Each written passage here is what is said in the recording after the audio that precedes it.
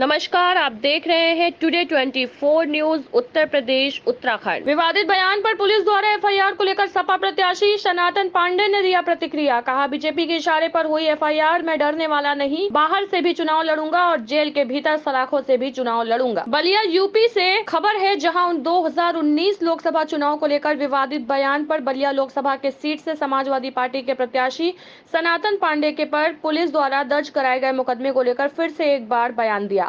Media के सवाल का जवाब देते हुए कहा कि भाजपा के इशारे पर मुकदमा दर्ज हुआ है, क्योंकि शासन और सत्ता उनकी है। कहा, मैंने ऐसा कोई बयान नहीं दिया जैसे प्रशासन को या किसी पत्रकार को बेचैनी हो। कहा, मैं डरने वाला नहीं हूं, बाहर से भी चुनाव लड़ूंगा और जेल के भीतर से सलाखों से भी चुनाव लड़ूंगा। और कहा कि हम तो जीती भी मारते वाले आदमी नहीं है, हम जीते जी मरने वाले आदमी नहीं है, हम शुद्ध शाकाहारी ब्राह्मण हैं, हम काहे लिए किसी को मारेंगे। कल आपका एक बयान सामने आया था जिसपे प्रशासन ने मुकदमा बयान नहीं दिया है कि जिससे प्रशासन को बेचैनी हो या किसी पत्रकार साथी को बेचैनी हो। अगर हमें चींटी भी काटती है तो ये जो है एक अपने आप हमारा हाथ वहाँ पहुँचता है, तो ये स्वाभाविक प्रक्रिया में है। हमारे साथ जो 2019 में हुआ था उसको मैं रिपीट कर रहा था। हम ये कह रहे थे कब इसको नहीं होने दूंगा।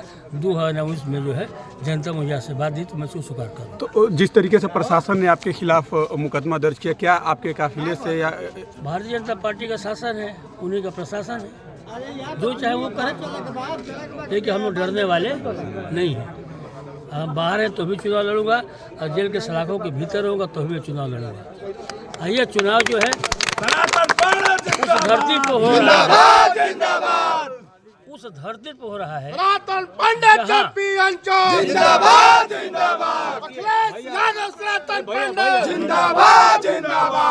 पूरे देश में अंग्रेजों का शासन था और उनको खिलाफ कोई बोल नहीं पाता था।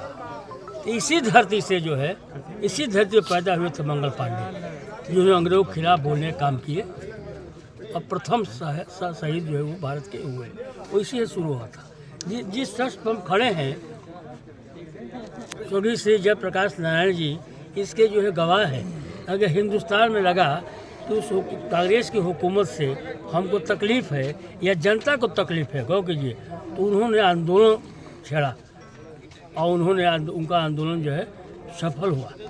वो समाजवादियों का ही आंदोलन था। आज समाजवादी पार्टी ही एक ऐसी पार्टी है, हमारा गठबंधन आज की तारीख में ऐसा है कि जो इनको सत्ता से हटा सकता है और देश के नौजवानों के मुताबिक, गरीबों के मुताबिक, किसानों के मुताबिक, भारत के संविधान के मुताबिक भारत में सबको जीने का अधिकार दिला सकता है, तो सिर्फ गठबंधन दिला सकता है। यानी कि आपका कहना का मतलब कि जो एफआईआर हुई है वो कहीं ना कहीं बीजेपी के इशारे पर ही आपके ऊपर एफआईआर की गई है। बिल्कुल सही बात है। हम चींटी मारने वाला आदमी नहीं है, हम शुद्ध शाकाहारी ब्राह्मण हैं, हम कहे लेकिन किसी को मारेंगे।